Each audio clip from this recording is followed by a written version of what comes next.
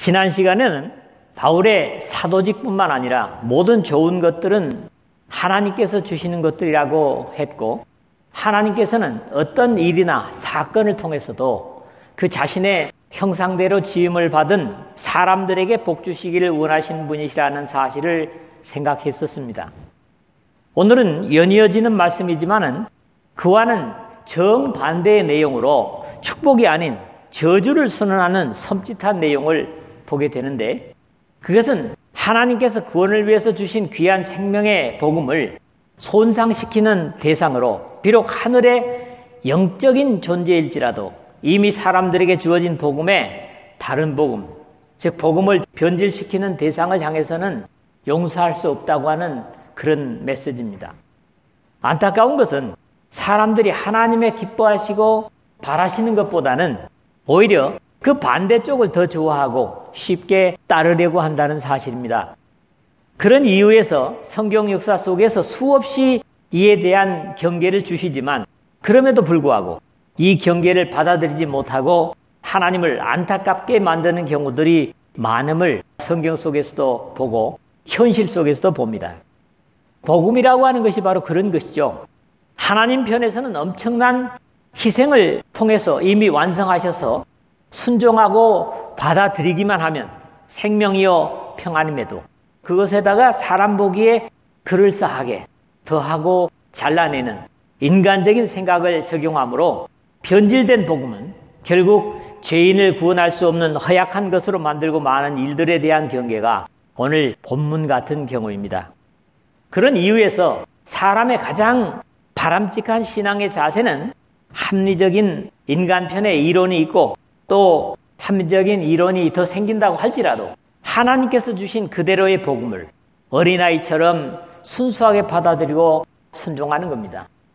이게 제일 신앙생활을 잘하는 거라고 예수님께서도 말씀을 하십니다.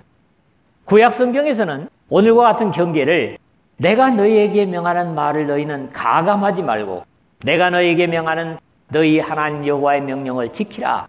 율법의 결론이라고 하는 신명기서 4장 2절이라든가 12장 32절에 이런 경계를 주고 계시고요. 너는 그 말씀에 더하지 말라. 그가 너를 책망하시겠고 너는 거짓말하는 자가 될까 두려우니라. 잠언서 30장 6절에 경계하였습니다. 신약성경에서는 모든 예언을 마무리하면서 내가 이 두루마리의 예언의 말씀을 듣는 모든 사람에게 증언하노니 만일 누구든지 이것들 외에 더하면 하나님이 이 두루마리에 기록된 재앙들을 그에게 더하실 것이요. 만일 누구든지 이 두루마리의 예언의 말씀에서 제하여 버리면 하나님이 이 두루마리에 기록된 생명나무와 및 거룩한 성의 참여함을 제하여 버리시리라. 요한계시록 마지막 장 22장 18절에서 19절의 경계를 주셨습니다. 하나님은 사람의 약하고 초라한 것들에 대해서는 책망하지 않으십니다. 받으시고 용납하시지만 적어도 하나님께서 사람을 위해 주신 어떤 것이든지 사람의 생각대로 고치고 바꾸는 것에 대해서는 절대로 용납하지 못하시고 오늘 본문에 보는 대로 저주까지도 선언하시는 것을 듣습니다. 오늘 우리 교회나 또 우리 각자가 이 말씀을 생각하면서 혹시라도 하나님께서 주신 복음 그대로가 아닌 다른 복음을 쫓고 있는 것은 아닌지 살펴서 경계를 가지고 다른 복음은 제하고 우리 주 예수 그리스도를 통하여 주신 복음으로 말미암아 복 주시기를 기뻐하시는 하나님 아버지의 선하신 뜻에 따라서 생명을 풍성히 누릴 수 있는 여러분 모두 되시기를 주님의 이름으로 축복합니다. 첫 번째는 6절 7절입니다. 한마디로 다른 복음은 없다 단언을 하고 있습니다. 복음은 좋은 소식이라고 합니다. 히라보는 잘, 좋은 그런 뜻의 유라는 이니셜과 앙겔리온, 사자, 메신저라고 하죠. 말이 합쳐져서 좋은 소식을 말하고 있습니다. 물론 이 복음은 돈을 쉽게 번다거나 좋은 직장을 어렵지 않게 들어간다거나 어려움 없이 건강을 오래 유지하고 장수한다거나 힘들이지 않고 명예나 지위를 얻을 수 있다는 그런 육신의 정도에 그치는 것이 아닙니다. 이사야 선지자를 통해서 예언하시기를 오늘과 관련된 내용들만 읽어보도록 하겠습니다. 주 여호와의 영이 내게 임하셨으니 가난한 자에게 아름다운 소식을 전하게 하려 하심이라. 마음이 상한 자를 고치며 포로된 자에게 자유를, 갇힌 자에게 노임을 선포하며 모든 슬픈 자를 위로하되 희락의 기름으로 그 슬픔을 대신하며 찬송의 옷으로 그 근심을 대신하리라. 이사야서 61장 1절에서 3절에 하신 약속입니다. 죄의 무서운 저주로 인해서 마음은 절망으로, 형벌에, 공포로 옥죄어오고 인생을 탄식할 수밖에 없는 그런 안타까운 인생들을 그러한 절망에서 놓이게 하심으로 희락과 기쁨으로 안타까움을 대신하시겠다는, 마치 못 고칠 병과 같은 저주에서 나음을 주시겠다는 약속이 바로 복음입니다. 그렇습니다. 우리 주 예수 그리스도의 십자가의 희생을 통해서 주신 복음은 죄로 말미암아 죽을 절망에서 살 소망과 저주의 절규에서 기쁨과 평안의 엄청난 변화를 이루신 것입니다. 예수님의 복음의 완성은 적어도 이 역사의 흐름을 바꾸어 놨다, 이렇게도 말씀드릴 수 있습니다. 사람 스스로는 절대로 불가능한 이 은혜를 듣고 누림에도 그것을 가진 사람들이 실감하지 못하는 것은 사실 복음을 온전히 누리고 있지 못하는 안타까움입니다. 갈라디아 교회가 유대인들의 간계로 말미암아 사실 그랬고 바울은 안타까워하는 것입니다. 그리스도의 은혜로 너희를 부르신 이를 이같이 속히 떠나 6절에 이렇게 탄식을 합니다. 사도 바울은 내가 처음에 육체의 약함으로 말미암아 너희에게 복음을 전한 것을 너희가 아는 바라. 갈라디아서 4장 13절에 그 약함이 어떤 것이었는지는 구체적으로 모르겠지만 이렇게 초라한 모습으로 복음을 갈라디아 교회들에게 전했다고 회고를 하고 있습니다. 특히 그리스도의 은혜로 너희를 부르신이라는 말은 두말할 필요 없이 하나님 아버지이신데 복음으로 받아들이는 이유가 사람의 공로나 자격 때문이 아닌 오로지 은혜에 의해서, 즉 자격이 없는 사람에게 그의 자격에 어울리지 않는 선물과 같은 것입니다. 사실 오늘 우리에게도 이것은 다르지 않습니다. 그럼에도 내가 너희에게 증언하노니 너희가 할 수만 있었더라면 너희의 눈이라도 빼어 나에게 주었으리라. 초라하고 연약한 모습으로 복음을 전한 바울에게 갈라디아 교회가 이렇게 좋은 대우를 했다는 증언처럼 바울에게 최고의 대우를 해준 것은 그가 준 복음이 너무나 귀중하고 좋았기 때문이었을 것인데, 이렇게 행복했던 그 복음을 바울이 떠나온 후에 그렇게 쉽게 버릴 수 있는가 안타까워하고 있는 겁니다. 그런 반응이었기 때문에 지금 바울은 다른 복음을 따르는 것을 내가 이상하게 여기노라. 6절 하반절에 그들의 그러한 변화에 대해서 도저히 이해할 수 없다는 그런 고백입니다. 여기 다른 복음이란 바울이 그들에게 전한 예수 그리스도의 희생으로 이루어지는 구원의 선물이 아닌 거기에 율법을 뒤섞은 변질된 복음을 의미하는 겁니다. 이를 다음 7절에서 간략하게 설명을 하고 있죠. 다른 복음은 없나니 다만 어떤 사람들이 너희를 교란하여 그리스도의 복음을 변하게 하려 함이라. 7절에 그렇게 기록을 합니다. 다른 복음은 없다 하는 것은 역시 역사 속에 다른 복음이 존재할 수 없다는 의미이기보다는 죄에서 사람을 구원할 수 있는 복음은 바울을 통해서, 성경을 통해서 주신 것 외에는 있을 수 없다는 말입니다. 다만 어떤 사람들이 너희를 교란하여, 그런데 여기 어떤 사람들은 당연히 바울의 복음을 전하는 것을 쫓아다니면서 방해하고 대적하던 그 유대인들이었을 것이고, 너희를 교란하여 타라소라는 히라보는 자극하고 선동하고 물을 흐리게 하다, 그런 의미처럼 진리에 행하는 사람들을 혼란에 빠뜨리는 것들을 경계하는 것입니다.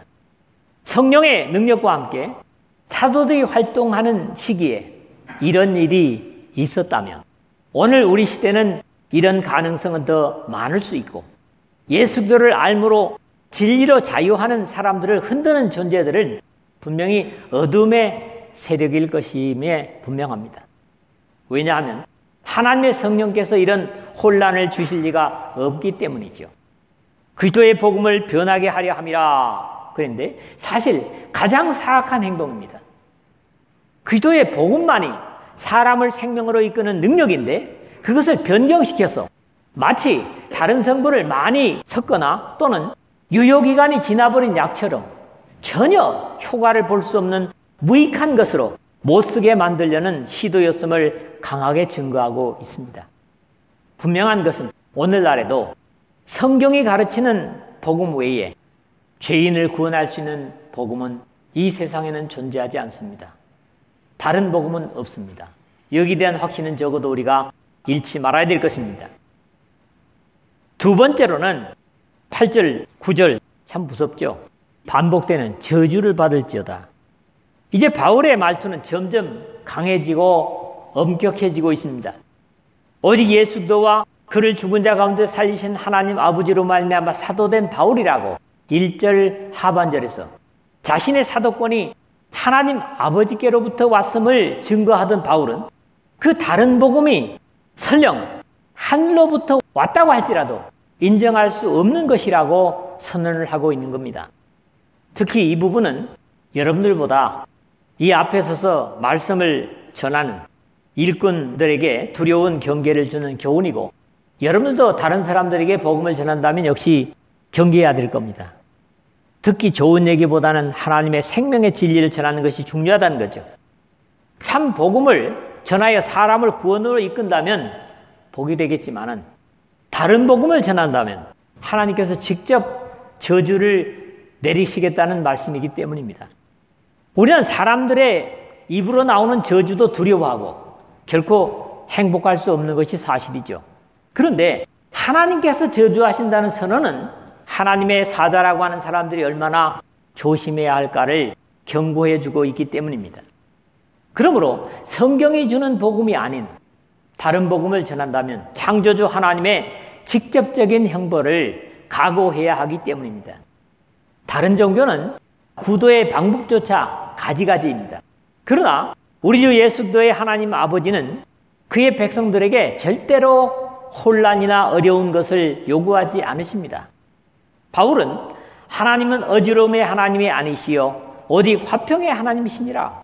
고린도전서 14장 33절 그렇게 확신을 하고 있습니다. 특히 앞에서 우리가 6절, 7절에서 8절, 9절까지 봤던 4번이나 거론되고 있는 다른 복음은 사용된 낱말이 각각 다른 것도 특징입니다. 첫 번째로 6절에 쓰여졌던 다른이라는 말은 헤테로스라는 히라보입니다. 이것은 율법을 섞어놓은 복음과 섞지 않은 복음이라는 것에서 율법을 섞은 복음을 말한다 이렇게 이해를 할 수 있고요. 7절에 다른 복음은 알로스라고 해서 여러 가지 가운데 하나를 얘기하는 겁니다.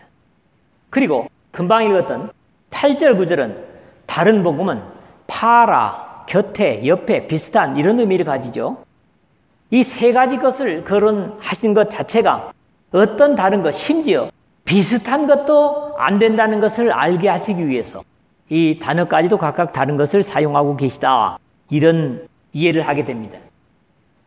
그러나 우리나 혹 하늘로부터 온 천사라도 8절에 그랬는데 이것은 적어도 가능성의 여지를 완전히 닫아버리는 증언입니다. 하늘로부터 찬란한 빛을 입고 나타난 천사가 성경 외의 복음을 전한다고 할지라도 인정할 수 없다면 하물며 사람이 다른 복음을 전한다면 수긍할 수 있겠는가 그런 경계인 거죠. 그럼에도 사람들은 기존의 것보다 무엇인가 새 것에 더 호기심을 갖고 쉽게 빠져드는 일이 또한 자연스럽습니다. 실제로 바울이 고린도 교우들이 그런 모습을 안타까워하고 있는 내용을 만일 누가 가서 우리가 전파하지 아니한 다른 예수를 전파하거나 혹은 너희가 받지 아니한 다른 영을 받게 하거나 혹은 너희가 받지 아니한 다른 복음을 받게 할 때에는 너희가 잘 용납하는구나. 이 갈라디아서하고 병행적인 말씀이라고 하는 고린도후서 11장 4절에 이렇게 탄식하는 내용을 듣습니다.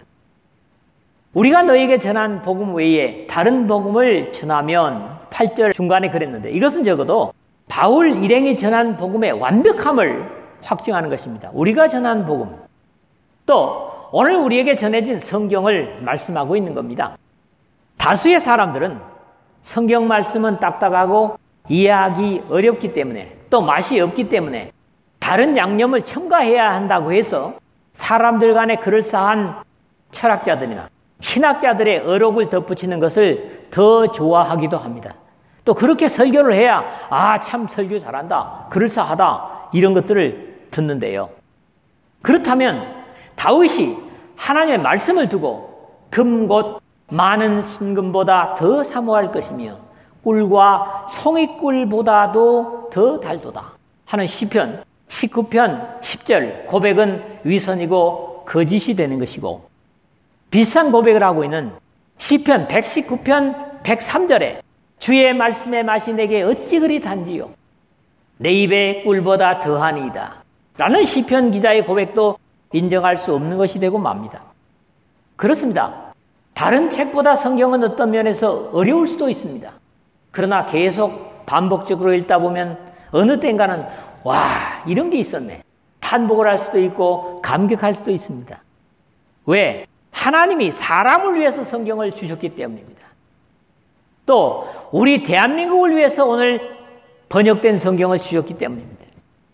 이런 바울의 안타까움에도 불구하고 바울의 시대인 1세기에는 물론이고 역사 속에 다른 복음은 수없이 증거되어 하나님의 참된 백성과 거짓된 백성을 가리는 시금석이 되었다고 저는 봅니다. 왜? 다른 복음에 서 있는 사람은 참된 백성일 것이거든요. 이 과학과 문명의 최첨단을 가고 있는 21세기에도 이런 사람들의 모습은 다르지 않습니다. 오히려 오늘에 이렇게 빠르게 변화되고 발전하는 문화와 과학 때문에 성경은 바뀔 수 없는 온전한 것이라는 믿음이 오히려 어리석은 것으로 외면당하는 것이 안타깝고, 이런 것 때문에 합리성을 추구하는 젊은 세대들이 믿음을 떠나고 있는 것도 분명히 불행입니다. 8절 하반절을 보니까 저주를 받을지어다. 이게 누가 하는 말이에요? 하나님이 하시는 말씀이에요. 바울을 통해서요. 이러한 표현은 지난주에도 언급한 바 있지만 사실 하나님께서 기쁘게 사용하시는 표현이 아닙니다. 그럼에도 다음 절에서도 같은 표현이 연거푸 반복되고 있습니다. 결코 행복하지 못한 이 표현의 대상은 정상적인 진리를 따르는 믿음의 사람들을 두고 하는 표현이 아니기 때문에 진리를 순종하며 참된 복음에 사는 사람들은 절대로 이 저주를 두려워할 필요가 없습니다. 오히려 복음에 들어와 살 사람들을 위하여 영광과 위엄의 예수 그리스도께서 대신 저주를 받으신 것을 증거하고 있습니다. 그리스도께서 우리를 위하여 저주를 받은 바 되사 율법의 저주에서 우리를 속량하셨으니 기록된 바 나무에 달린 자마다 저주 아래 있는 자라 하였습니다. 나중에 3장 13절에 사람의 저주를 거두기 위해서 하나님의 아들의 저주를 받았다, 이렇게 바울은 고백을 하고 있습니다. 과거 우리 시대의 부모들은 어려움과 고생은 우리로 끝내자, 너희들은 이런 어려운 일을 안 하며 행복하게 살았으면 좋겠다라는 자세로 과거의 어른들은 그랬죠. 고생과 굶주림을 낙으로 삼고 살았던 것과 다르지 않은데, 이런 것도 역시 하나님께서 주신 사랑의 심정이라고 이해를 합니다. 적어도 이러한 사실을 바울은 갈라디아 교우들에게 여러 번 말해 왔던 것으로 증거를 하고 있습니다. 우리가 전에 말하였거니와 내가 지금 다시 말하노니, 9절 상반절 있잖아요. 듣기에 행복한 내용도 아니고 말하는 사람도 어려운 것이지만 바울은 다시 말하노니 라고 경계하고 있습니다. 만일 누구든지 너희가 받은 것 외에 다른 복음을 전하면 저주를 받을지어다. 역시 9절 하반절 했는데 앞에 우리가 너희에게 전한 복음 외에 다른 복음을 전하면 8절 중간에 라는 적극적인 표현을 썼다면 여기서는 수동적인 표현을 사용하고 있는 차이가 있을 뿐입니다. 즉 듣는 사람들과 전하는 사람들의 양면의 경계를 주는 것입니다. 다른 복음은 전하는 사람이나 듣는 사람에게도 다 비극입니다. 그러므로 참된 진리의 복음을 듣는다고 하는 것 자체가 복이고 감사해야 될 이유가 됩니다. 예수 기도께서 누구든지 나를 믿는 이 작은 자 중 하나를 실족하게 하면 차라리 연자맷돌이 그 목에 달려서 깊은 바다에 빠뜨려지는 것이 나으니라. 마태복음 18장 6절에 그랬고 마가복음 9장 42절이나 누가복음 17장 2절에도 하신 말씀과 다름이 없는 경계의 교훈입니다. 이미 증거된 복음이 아닌 다른 복음을 전하는 자들과 그 변질된 복음을 듣고 받아들이는 사람 모두에게 하나님으로부터 저주가 선포되고 있는 겁니다. 이 저주를 받지 않는 방법은 너무나 쉽습니다. 그것은 다른 복음을 전하지 않고 듣지 않고 순종하면 되는 겁니다. 세 번째로는 10절의 말씀입니다. 마지막으로 바울은 왜 교회들의 다른 복음이 증거되는가 하는 이유를 간략하게 증거하는 것으로 정리를 하고 있습니다. 오늘도 신앙을 지도하는 모든 사람들의 과제는 바울과 다르지 않습니다. 이제 내가 사람들에게 좋게 하랴, 하나님께 좋게 하랴. 여러분들 어떻습니까? 제가 여러분들에게 좋게 하는 게 좋겠습니까? 하나님께 좋게 하는 게 좋겠습니까? 그렇죠. 하나님께 좋게 하는 게 여러분에게도 좋게 하는 겁니다. 궁극적으로 그렇지 않습니까? 바울은 인사말에조차도 자신의 사도직이 사람들로부터 온 것이 아니라 예수를 통해서 하나님 아버지로부터 주어졌다고 고백을 했고, 저는 이것을 사도직뿐만 아니라 모든 좋은 것들은 하늘로부터만 주어진다고 여러분들에게 확신을 전한 바 있습니다. 야고보서 1장 17절을 통해서 말이죠. 복음 자체가 사람에게서 난 것이 아니지만, 또 복음은 하나님을 위한 것이 아니지만 사람을 위한 것이라는 분명한 구분이 주어져 있음에도 복음을 받는 사람들보다는 죄의 해결책으로 복음을 주신 하나님을 순종하는 것이 복음을 생명되게 하는 결과를 가져온다는 분명한 기준을 가질 필요가 있습니다. 이제 내가 사람들에게 좋게 하랴, 하나님께 좋게 하랴. 이것은 복음을 전하는 자들의 결단을 요구하는 귀중한 자세입니다. 진리의 복음은 분명히 사람을 위한 것인데 왜 이런 혼란을 가질 수 있는가 의문이 되기도 하지만, 어느 편에 서서 역할을 하고 또 누구를 의식하면서 일하느냐 하는 전혀 다른 결과를 가져올 수 있기 때문에 대단히 중요합니다. 또 전혀 어려운 것도 없습니다. 하나님을 기쁘시게 하려 하면, 즉 저주를 자초하지 않는 증거의 삶이 되기 위해서는 다른 복음, 변질된 복음, 섞은 복음이 아닌 하나님께서 주신 그대로를 전하는 것입니다. 그러나 사람을 좋게 하려 한다면 물론 그 구분은 분명히 되어야 할 것입니다.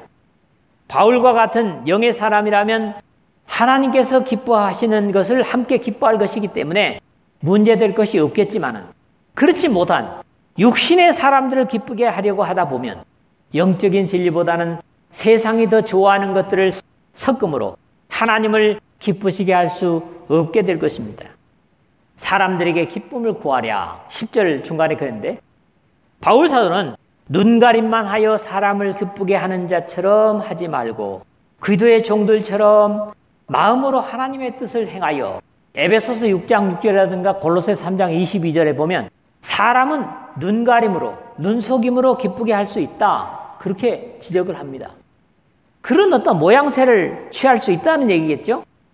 그러나 우리의 심령을 들여다보시는 하나님은 오직 하나님의 옳게 여기심을 입어 복음 전할 부탁을 받았으니 우리가 이와 같이 말함은 사람을 기쁘게 하려 함이 아니요 오직 우리 마음을 감찰하시는 하나님을 기쁘시게 하려 함이라. 데살로니가전서 2장 4절에 고백하고 있습니다. 히브리서 기자는 믿음의 사람 모세를 두고 말하기를 그리스도를 위하여 받는 수모를 애굽의 모든 부하보다 더 큰 재물로 여겼으니 이는 상주심을 바라봄이라. 히브리서 11장 26절에 말함으로써 하나님으로부터 갚으심을 바랄 때 세상의 어떤 좋은 것도 포기할 수 있음을 증거하고 있습니다. 바울은 고백하기를 내가 지금까지 사람들의 기쁨을 구하였다면 그리스도의 종이 아니니라. 10절 하반절에 고백으로 오늘의 말씀을 마무리합니다. 복음이든 말씀을 전하는 사자이건 둘 다 사람을 위하여 주어진 겁니다. 그러나 그 필요하는 사람들에게서 기쁨을 구한다면 하나님의 큰 능력과 위로를 누릴 수 없다는 겁니다. 바울이 복음을 전하다가 누스드라에서 안진뱅이를 일으켰죠. 그곳에 나타낸 능력만큼이나 유대인들로부터 돌을 맞고 죽기까지 합니다. 이런 정도가 되면 인간적으로 그 일을 다시 하지 않았을 겁니다. 그러나 자신이 비록 복음의 반대자들에게 핍박을 받을수록 하나님의 위로는 컸을 것이고, 언제나 자신을 괴롭히는 사람들은 복음을 모르는 이방인들이기보다는 대부분 유대인들이었음을 우리가 사도행전에서 봅니다. 바울은 하나님의 일꾼으로 세움을 받는 것이 사람으로부터가 아니고 이미 하나님으로부터라고 말한 바 있지만, 복음을 위해 선택된 일꾼들 역시 세우심이 주님께 있다고 고백을 합니다. 남의 하인을 판단하는 너는 누구냐? 그가 서 있는 것이나 넘어지는 것이 자기 주인에게 있음에 그가 세움을 받으리니 이는 그 세우는 권능이 주께 있습니다. 로마서 14장 4절에 말하고 있습니다. 이런 이유에서 사람들의 위로보다는 하나님의 상주심을 기대하는 것이 하나님의 참된 일꾼들이요 하나님의 참된 백성들입니다. 이것은 일의 경중에 관계없이, 즉 일의 가볍고 중요함에 관계없이 하나님께 선택된 일꾼이면 누구나 가져야 할 자세인 겁니다. 말씀을 맺겠습니다. 오늘 우리는 구원에 전혀 어려움이 없는 완벽한 복음을 받아 누리고 있습니다. 믿습니까? 이것은 어떤 것을 첨가해야 효력을 나타낼 수 있는 허약한 것이 아닙니다. 하나님 아버지는 이런 완벽한 복음을 우리에게 주셨기 때문에 거기에 음식에 MSG를 섞은 것처럼 다른 것을 섞어서 전하는 잘못된 사자도, 성경도, 다른 더 재미있고 그럴싸한 것을 기대하는 듣는 사람들에게도 경계를 주고 있습니다. 저주를 받을지어다라는, 이것은 적어도 경계 정도가 아니라 저주를 선포하고 있습니다. 설령 그러한 복음을 하늘로부터 온 천사가 전한다 할지라도 저주를 받을 것이라고 경고를 주고 있습니다. 만약에 사람들로부터 기쁨을 구하는 일꾼이 있다면 이것은 세상 일이 아니라 하나님의 일꾼을 말씀하는 겁니다. 그는 적어도 하나님의 일꾼에 적합하지 않은 거짓 일꾼이라고 경계를 주고 있습니다. 주어진 말씀에 감사하고 하나님으로부터 오는 기쁨을 구함으로 어둠의 세력으로부터 이용당하고 조롱당하는 사람은 한 사람도 없이 주어진 복음에 충실하는 여러분 모두 되시기를 주님의 이름으로 축복합니다.